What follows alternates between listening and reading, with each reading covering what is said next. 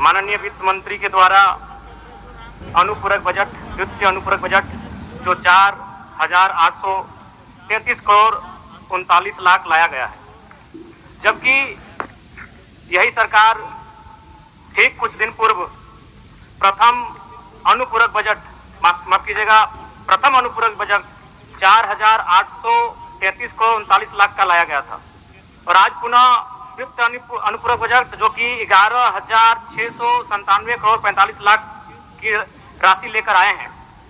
तो महोदय, जब पूर्व में हमारे पास जो निर्धारित राशि होती है और उन राशि को अगर हम खर्च नहीं कर पाते हैं तो फिर ऐसे बजट का एक दिशा का होना और राज्य की दिशा का अलग होना, कहीं ना कहीं चरितार्थ को हम लोग उदाहरण के रूप में प्रस्तुत करते हैं। महोदय, बजट की सार्थकता तभी आम व्यक्ति को समझ में आएगी जब एक गांव का सबसे गरीब व्यक्ति, गंगवा की पत्नी गंगिया, अपनी कटरी में बाजार के बजट को रख पाई। आज तमाम माननीयों ने, हमने भी सोचा था कि पक्ष की तरफ से विषय को रखा जाएगा, विपक्ष वाले तर्क को प्रस्तुत करेंगे और इसी बीच में एक नया नवेला युवा सीखने का कार्य करूंगा। लेकिन मैक्सिमम समय इन्होंने दिशाहीन मुद्दों पे रखा। तो मैं, चूंकि मैया सम्मान योजना मूल बिंदु रही, केंद्र बिंदु रही, किसी ने उसे सम्मान कहा, नारियों का सम्मान कहा, महिलाओं का सम्मान कहा, हम लोग भी महिलाओं के सम्मान के पक्षधर हैं। हमारे एक भाई कह रहे थे कि 2,500 रुपए की राशि जब एक स्कूल कॉलेज में पढ़ने वाली बहन को दिया जाएगा तो उससे वो स्कूल कॉलेज कागज, कॉपी, कलम की सामग्री लेगी। मैं कहना चाहूंगा, अगर आप उसे स्कूल कॉलेज जाने से पहले अगर 2,500 रुपए देंगे तो उसे आप निकम्मा और आलसी बनाएंगे। यदि आपको उस राशि को देना है तो उसके स्कूल कॉलेज जाने के बाद दीजिए, स्कॉलरशिप के रूप में दीजिए। मैं आज पुनः कहूंगा, क्योंकि आप सत्ता पक्ष में हैं, आप संभवतः अपने इस विषय को बचाएंगे, आप अपना पक्ष रखेंगे कि आपने मैया सम्मान योजना एक महान कार्य किया है। लेकिन मैं फिर कहूंगा, 18 साल, 25 साल, 30 साल की लड़कियों को जो आप फ्री में 2,500 रुपए दे रहे हैं, आप उनकी प्रतिभा को हनन कर रहे हैं, आप उनकी प्रतिभा को नकारात्मक दिशा में ले जाने कार्य कर रहे हैं। महोदय, मैं इसे आप स्कॉलरशिप का रूप दीजिए। आपको 2,500 रुपए देना है, स्कूल से पहले देंगे ना। मैं कह रहा हूं, मेरी भी सैकड़ों बहनें हैं गांव में, अगर आप स्कूल जाने से पहले 2,500 रुपए उनके हाथ में देंगे, उस पैसे को वह गलत कार्यों में, गलत नहीं कहेंगे, कुछ ऐसे कार्यों में खर्च करेंगी जो लुभावनी हो।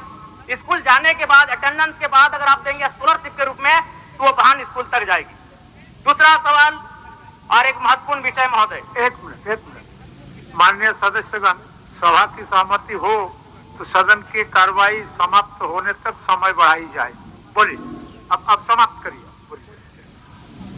महोदय, यदि वास्तव में मैया सम्मान की राशि 2,500 रुपए सम्मान है तो मैं चाहूंगा हम लोग एक सार्थक दिशा में बढ़िया। महोदय, आज जितने भी माननीय हैं उनको बस की सुविधा दी जाए, जितने भी माननीय हैं अपने घर से ट्रेन की सुविधा से सदन आए, जितने भी माननीय हैं वो अपना टीए भत्ता का त्याग करे, जितने भी माननीय हैं यह जांच हो कि उनके बच्चे सरकारी स्कूलों में पढ़ते हैं या गैर सरकारी स्कूलों में पढ़ते हैं, निजी स्कूलों में पढ़ते हैं, इस विषय का भी जांच हो। अगर उसमें अगर कसौटी में उतरते हैं, हम कहेंगे ये मैया सम्मान योजना है, और नहीं तो इसे केवल और केवल जिस सपने के साथ ये राज्य अलग हुआ था वो सपना कहीं ना कहीं अधूरा होगा। महोदय, 2,500 रुपया सम्मान की कसौटी नहीं होगा। सम्मान तभी होता है जब समानता से आता है, समानता है तभी सम्मान है। अगर समानता नहीं है महोदय तो किस सम्मान की आप बात करते हैं? महोदय, मैं पुनः कहना चाहूंगा, महोदय 30 सेकंड 45 सेकंड का समय चाहूंगा। आदरणीय परम श्रद्धेय, सीजीएल का मामला अभी भी गर्म है। यदि सरकार को लग रहा है वो सच्चे हैं तो सांच को आज क्या करा लीजिए जांच, सांच को आज क्या करा लीजिए जांच। और अब कब तक बहाना दीजिएगा कि ये विपक्ष की साजिश है?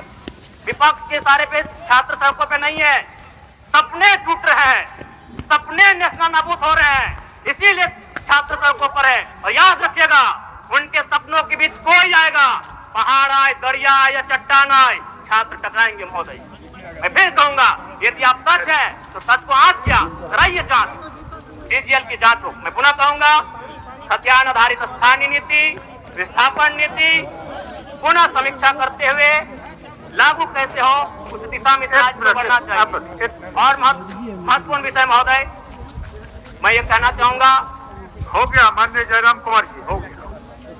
महोदय।